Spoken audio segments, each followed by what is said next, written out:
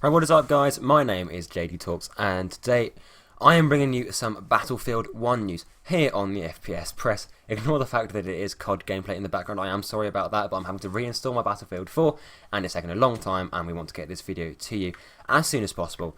Today I'm going to be talking to you guys about the new operations mode that is going to be featuring in Battlefield 1.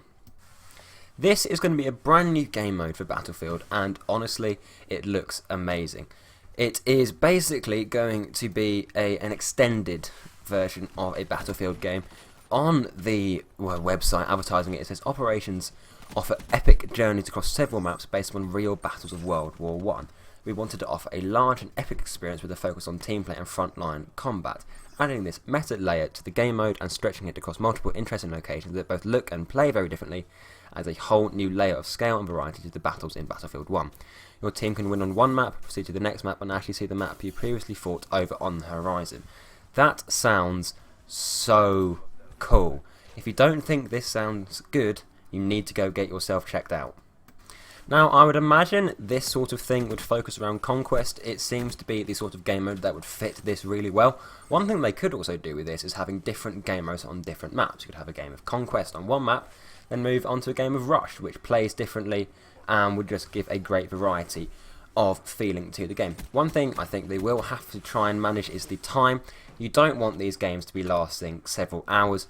Obviously, Conquest matches generally have a 1 hour game limit. They rarely get to this, they almost never get to this in my experience, but they do need to try and make sure that these things are enjoyable and don't take too long. Don't want them to be too short either though. They need to have the realistic feel to it, but they don't want to be taking up 2 to 3 hours.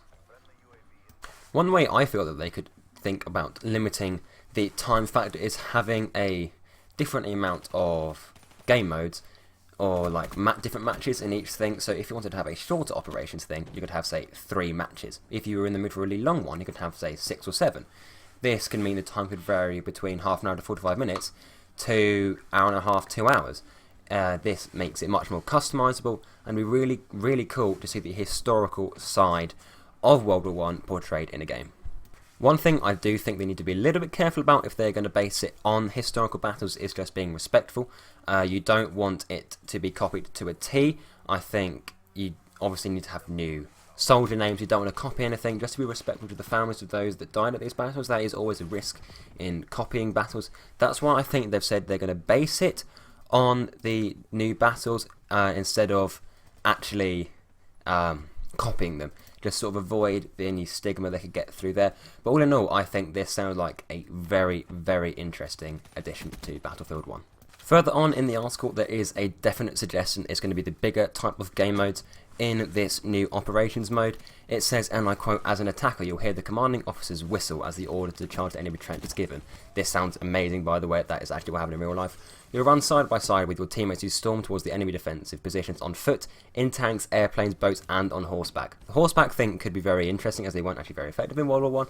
Could be a very interesting gameplay dynamic that we haven't seen before. And the tanks, airplanes, and boats suggests, for a start, there's going to be some maps that are near the sea. And secondly, that it is going to be something similar to Conquest where there are vehicles. Then as a defender, you'll dig down as you hear the alarm go off, signalling an incoming attack. Again, that atmosphere sounds really cool. You'll man the stationary machine guns and cannons to aid you as you rain in hell on the advancing enemy attackers. How cool does that sound? Well, that's all I've got for you today, guys, here on the FPSPress. I have been JD Talks. Hopefully Retro has managed to put a link to my channel in the description. If you have enjoyed this, do like, comment and subscribe here to us on FPSPress. Do check out my channel if you have the time. I very much appreciate it. There will also, I hope, be a link to the article which will go a little bit more in depth than I have in this video that I've been reading from in the description below. But anyway, thanks so much for watching, guys, and we'll see you over here on the FPSPress in the next video.